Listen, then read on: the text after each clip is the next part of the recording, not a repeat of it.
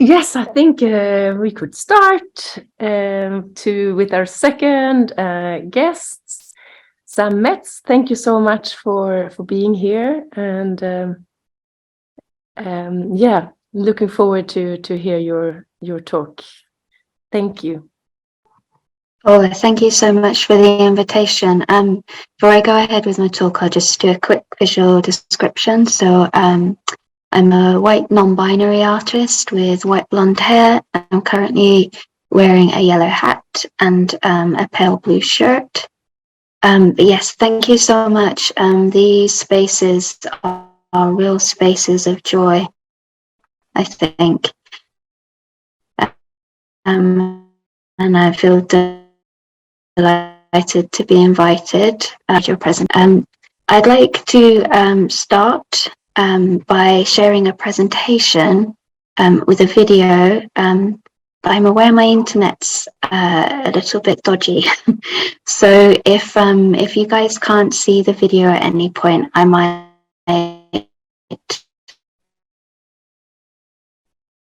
share it later. Maybe we can watch. So the video that I would like to share with you was created a little while ago as part of a project with Nottingham Contemporary, which is in the UK, and for Tate, which is a large art gallery institution also in the UK. But it was in partnership with Crocus Fields, which is a residential space for young, learning disabled and autistic residents, and it's kind of an education space as well as a living space. It's a really organisation, and I worked with for quite a period, which is unusual to have a durational project, and really important. I'm going to stop sharing because I've immediately forgotten to do share sound, so let's do that again. I have done share sound, I'm just anxious. There we go. I'll try again. I'd like to caveat before I play the film that I use the term learning difficulties instead of learning disability, which is a term more prevalent in the UK and the right term to use. And for context, visual context, the film is set in an art gallery space, so has exhibition behind it. The exhibition at the time was by an artist called Simon Starling, and there were visuals including a weaving machine, silver balls were on the floor, and you will also see kind of the young artists interacting with arts materials. But I'll go ahead and play, and do shout out if you can't pick it up.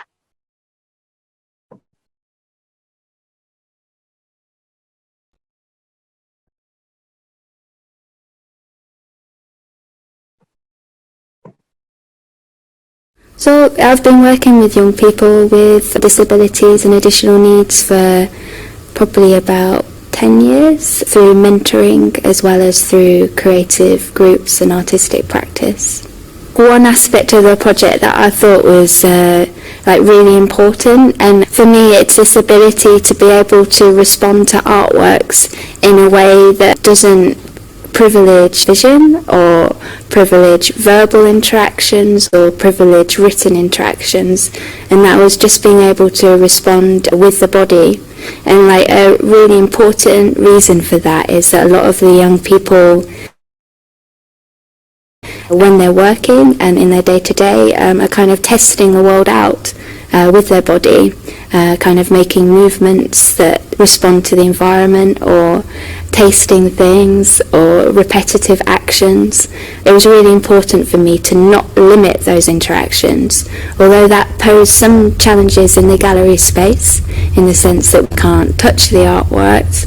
What we were able to do is respond physically, and that's why right from the planning stage I became so interested in this idea of movement and dance and how we're able to lead with our body when we're responding to the world around us. I passionately believe that the young people have an existing creative practice. I think even before I met them, they were engaged in a lot of creative work at Crocus Fields, and I just really want to do what myself and Alice Thickett, the youth coordinator, have spoken about, which is not separating out kind of young people's art group, not having outsider art, allowing different groups to view the young people's existing creative practice without it being a form of outsider art or disabled art. For me, it's this ability to self-identify across a number of groups. So I have a disability and I'm a creative. I want it to be framed as a creative practice and not viewed through a certain lens. I just want the artwork to be seen as it is, and I want to destabilise a lot of the prejudices that I think happen when a group of young people with learning difficulties enter an art gallery space, in the sense that young people can be noisy, behaviours kind of not what's expected in a gallery space. One thing that we've done, like you and I, Alice, that was really helpful, where you take some artwork created by a group of young people that are non-verbal and share it with a group of young people that are verbal, and in doing so just allow the artwork to have that conversation across the groups, where that conversation might not be possible in a social setting. So it's trying to remove the barriers that would make creating artwork problematic. So it's removing the need to talk about what you're doing as you're making the process. It's removing the need to sit still as we're making artwork. It's really simple things. So it's not defining the space as a typical education space where you start in one place and you're expected to finish up in another. It's allowing young people to have as many responses as they want or need to have, and not limiting behaviours that could inform creative practice, I suppose. How much not limiting a young person's behaviours can impact on raising their confidence. For instance, when you're working with a young person who's, let's give an example, is like very loud and those noises are repetitive in a session, they would become disruptive in a session if you design that session to be such. So in designing a session where you're open to disruption, you immediately remove kind of that barrier, and I think that's really important. Just because I am really passionate about this approach, about working alongside young people, so having something that you're making yourself, so using the session to be creative as an individual, so everyone within that room hopefully is a participant. We try and kind of do that as a group, and just the advantages of doing that in such that when a young person's working next to someone, they don't have to ask them, like, what are you doing? They don't have to ask questions of themselves about what could I possibly do next when someone's modelling it next to them. And it's removing that need for a constant interrogation within the session, because a lot of the young people within this group have issues with anxiety, have issues with kind of change and quick changes, and like just stepping back to remove the constant need for questioning what's happening in that session, or even more importantly, removing the need to question through verbal interaction. So not requiring a young person with learning difficulties to listen to, say me, do a really long speech about what the session's about, and instead just doing the session alongside a young person is so important. And I think support workers, especially from Crocus Field, have been fantastic with that, because it's quite a different approach. The interrogation is still there, it's just we're not writing a thesis, we're not having a verbal discussion about the artwork. the interrogation exists in that moment, that a young person starts to think, starts to engage, starts to physically test out through materials. Like a great example is the wonderful film in the current exhibition, where young people are dancing. You know, they're using the rhythms of the film to respond to. They are interrogating, they're just interrogating with their body. It's a different kind of questioning.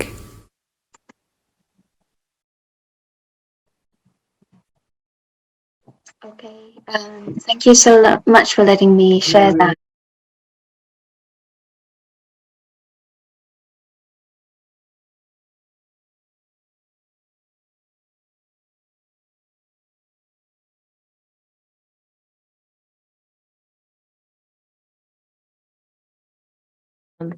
Oh, okay, no worries. Okay, great.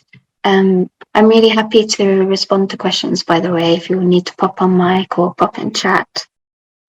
Great. Yeah, I wanted to share that with you because it really foregrounds my practice. So I've worked for a long time with socially engaged practice, working with young people, a lot of autistic young people in kind of art gallery settings.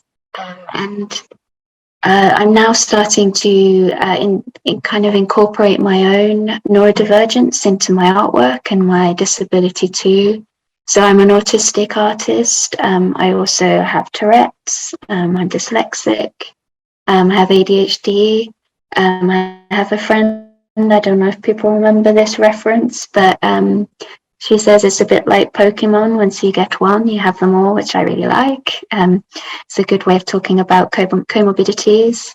But I started to develop a project called Drawing as Stimming, particularly over lockdown, because I recognize that young people, particularly maybe in family spaces away from their routines and need a space for stimming. They might be in spaces where they're forced to mask more because they're outside of their usual patterns or behaviors or routines. So a lot of my practice is around drawing and links to stimming, but it's really body-based. So I originally trained in physical theatre, which is a kind of performance. And I used to perform, and before my kind of disability progressed, I have Ehlers-Danlos syndrome, which a lot of autistic people do, and it just means that I dislocate my joints a lot. A lot of my work has been around legitimizing stimming as a valid form of communication, which Dagmar spoke about really beautifully. And also, as Dagmar mentioned, not pathologizing stimming, not coming at it from a deficit model of disability, which it so often sits in, where stimming is seen as only a negative behavior, only when an autistic person is overwhelmed, which is very important because it can be a sign of a non-accessible environment, but also as a way of expressing joy and a real range of emotions that kind of stimming can facilitate. I talk a lot about the importance of proprioception in my work, which is simply knowing where the body is in space. And I feel that drawing, with its offer of material resistance, so when you press the body up next to the material that you're drawing on, it's reminding yourself of where the body is in space, as well as drawing offering this repetitive action, which is so akin to stimming and my own stimming, for instance, where I do flap my hands or kind of touch my fingers.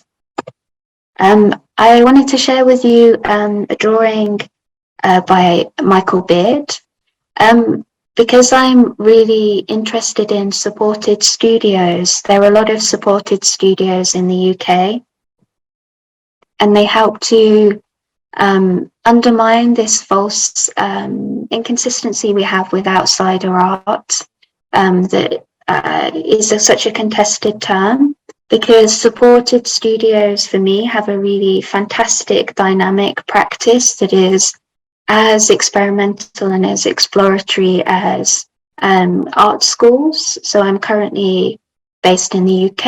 I'm studying at Goldsmiths, which is an art college here. And I've also attended and delivered workshops and been part of a number of supported studios. And I think that the work that is happening there is really interesting. And I question some of the uses of the term outsider art. So this work is very gestural. So it is a line-based work with green, red, and blue lines.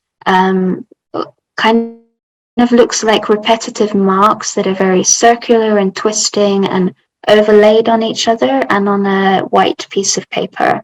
And for me, they really reference embodied communication, like thinking of things like visual empathy that are non-verbal and embodied based. And I've seen a number of young people that I work with create these beautiful layered repetitive works, whether that's shapes or even words. And it was immediate to me in the way that I read it in my body that these could be seen as stimming actions that are just drawn as stimming. This is another example. This is from Musgrave Kinley Outsider Art Collection, which is in Manchester in the UK. A much more detailed drawing. How to describe? I don't think I can visually describe this very well, but I will try. It's layers of lines and dots that are tightly clustered together. When you step back from the work, for me, it almost looks like it's pulsating and moving. And I can see the real energy and dynamism in the work. So this is by Ralph Launay, who is a famous kind of cross-eyed artist. I wanted to share the work of Naina Kalu and Action Space. So I'm seeing a real positive and beautiful change that's happening in the UK. So Naina Kalu is an artist I really admire. They are a non-speaking autistic artist. I've seen them work. They also make large-scale installation. They have very repetitive, embodied, kind of rocking back and forth movements as they work. These drawings were created side by side simultaneously, kind of shifting from one to the other.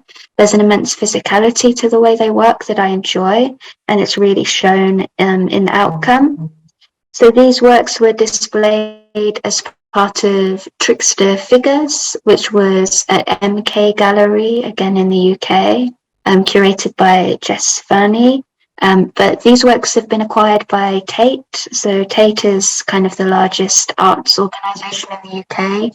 So it's a really important moment, and I feel like autistic artists are maybe getting more representation and not being viewed as outsider artists, which is really positive. There's so much change. It's, excuse my language, but the UK is still totally fucked when it comes to access and artists. But there's some real positive things happening.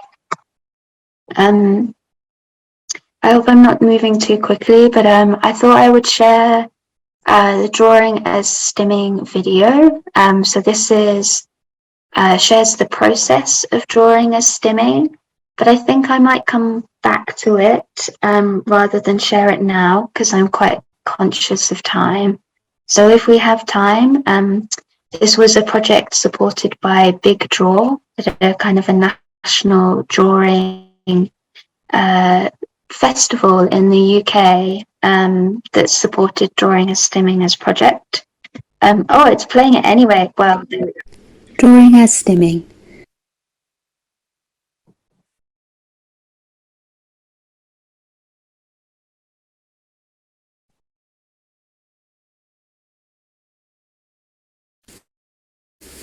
Moving the pencil across the paper, the pencil makes marks. Dashes, dots, circles, and lines. Does a shape choose you? I'll just pause it there and make Find shapes straight to the end because I'm conscious of time. Where shall I take it? I kind of want to show you the physicality of this work. Here. There we go. Look at the marks you have made and the spaces in between. Stop when you think it looks good. So drawing as stimming as a project has been supported by Necessity, who support a number of kind of socially engaged projects across the UK. I'd really recommend looking at their website. They have a kind of category of work called Radical Reconciliation, which I think is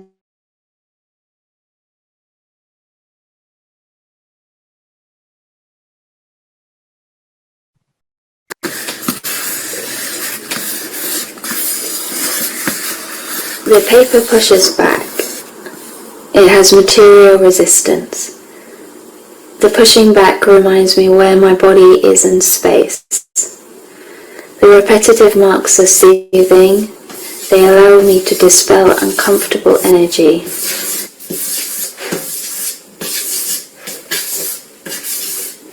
I layer the marks as a rhythm. I feel into the drawing. Stimming often has repetitive actions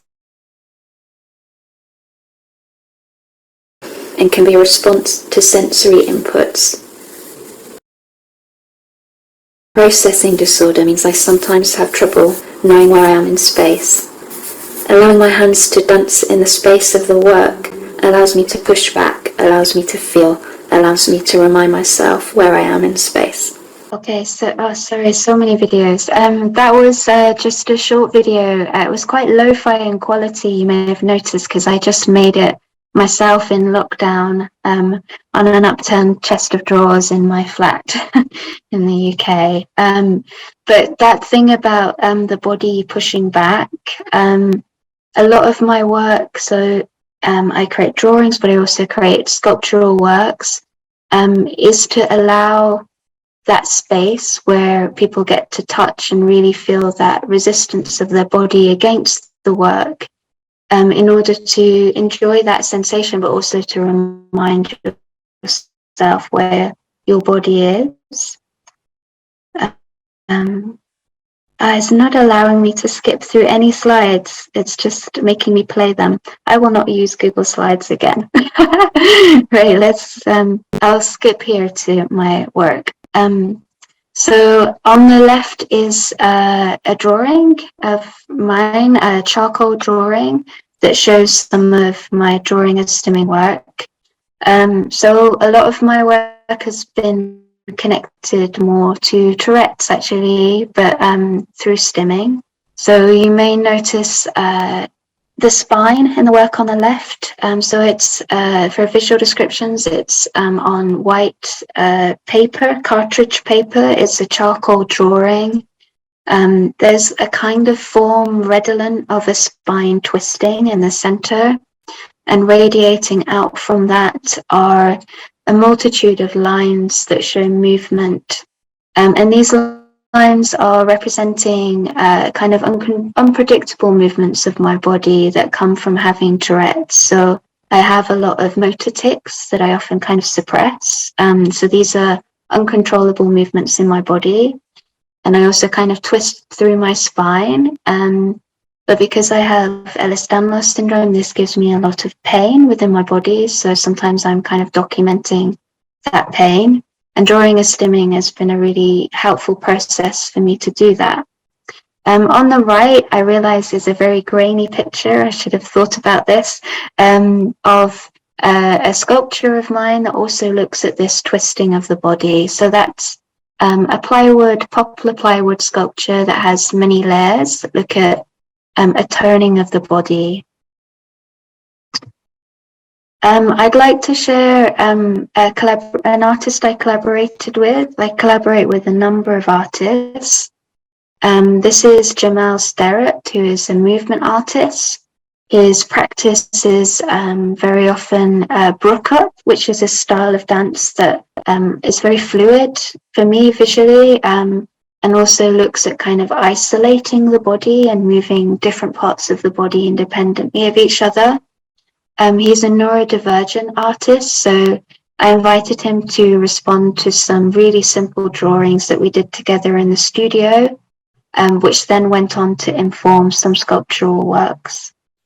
Super short video. So Jamal is a black artist. He's wearing a black t-shirt and black trousers. He's performing against a white wall, and you can see some very loose drawings of different shapes that he is responding to.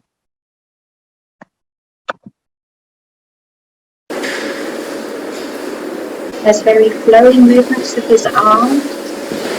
Now he's spinning his arm.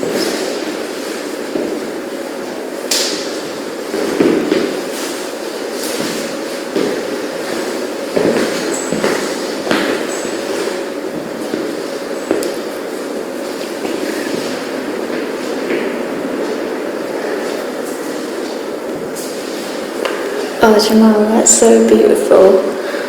It's amazing.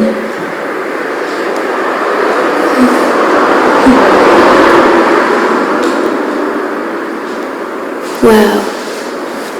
I've rendered this with audio accidentally.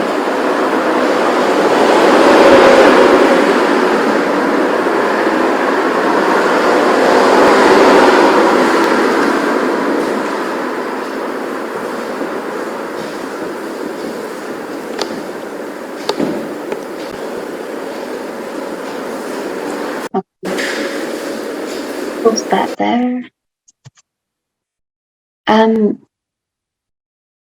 So I've collaborated with a number of dance artists. So this is Danny Spooner, and they have a very interesting and wide-ranging practice that's somatic, so very body-led, which used to be my practice as well. I've started to coin choreographic objects. So these are these small handheld objects, sculptural works that I invite different dancers to use as a form of notation. So this small sculpture is a 3D printed kind of plastic filament work, and it has two arcs. It's a very small piece. It has a dynamic shape that the dancer behind is raising. They're doing floor work, and they're raising their chest to the sky. That responds very well to the shape of the object that I've made. This work really helped me to think of creating handheld objects that it would encourage stimming actions, so not just performance, that could be used by any neurodivergent person in any context. So I've made works that can be taken out into landscape that encourage people to walk or discover the landscape in certain ways through stimming actions, but also in art gallery settings where making works that encourage people to interpret the artwork in an embodied stimming way that is as valid as kind of looking at the artwork or talking about it. And I'll share later an example of that. So this is one of my sculptural works, a better photograph this time. So it's made out of Valchromats, which is a sustainable material. It is a yellow pigmented sculpture. It, again, like a lot of my works, it is layered. So I'm interested in animation and this idea of the body moving through time and space. There is a radial form with the plywood that comes from the outside in. So lots of the pieces of plywood meet in the center. That's really important in my sculpture. I'm quite interested in this idea of sensory information, how it comes from the outside world to the inside of the body and back again in this really kind of porous way. I wanted to share this with you because it's a tangential way of looking at stimming for me, and it's new work. So I made a load of waxed cast hammers. In fact, I cast some of these in my bathtub. And they are a way of helping me think about the materials that I'm working with responding to the physicality of the site through movement. So I am pictured next to the river Hull, holding a wax mallet, which I then go on to smash. And I'm really thinking about how that feels in the body, as well as documenting that through film. The mallet is kind of important to me as a disabled artist. Very often people think of tools as being a useful thing. Heidegger wrote about you only noticing the tool when it breaks, whereas for a disabled artist, I always notice the tool because I have to think very deliberately about the kind of actions I use to handle a mallet. I do stone carving, and I have to be careful not to dislocate my joints. So kind of smashing this on alongside the river Hull was an interesting experience.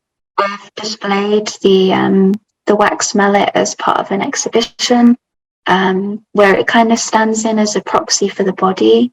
Dagmar spoke about the temperature of the materials they handle. This is something I explore as well. There's a real warmth to wax that I enjoy. Okay, so I hope I'm not going too quickly. This work is by Clay Bowler, who is an artist I have collaborated with for the Drawing as Stimming project. This was supported by British Art Network and York Art Gallery, and is creating small handheld tools that encourage stimming as a way of interpreting artwork that doesn't privilege speech or writing, and says actually having an embodied sensory perceptual kind of relationship to an artwork is just as important as reading a load of theory, potentially. This is my belief. So it's a very short clip, so I'll play that now, and then maybe I'll give a visual description afterwards.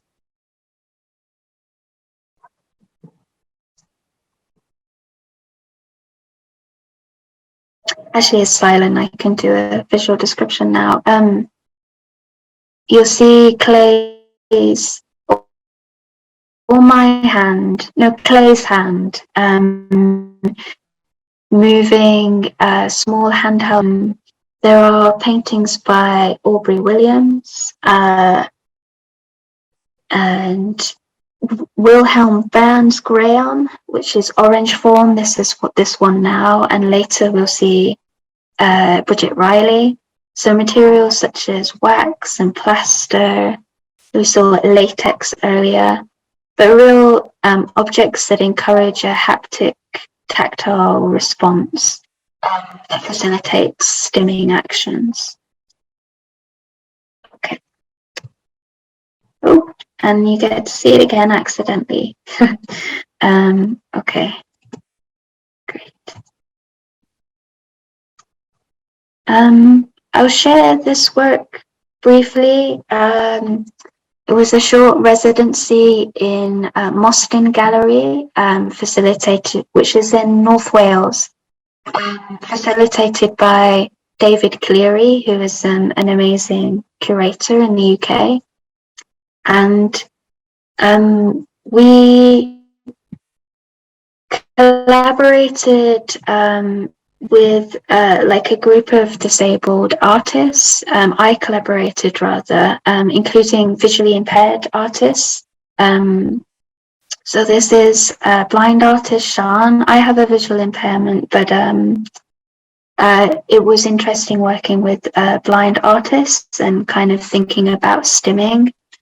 So when we collaborated together, we decided that kind of textiles, which was more their practice, I have zero skill or expertise in textiles, would be a useful way of incorporating stimming, because it allowed for that tactile feedback. But we'd kind of decided as a group that we wanted to make seating, because very often when you go into art galleries, I have like an energy limiting condition and there's never any seating anywhere. So we just wanted a way of getting seating in, and then we're like, we'll make covers. So that's what happened. But it was really nice to create stimming patterns together and for these to be something that people could touch as they sat down. Coming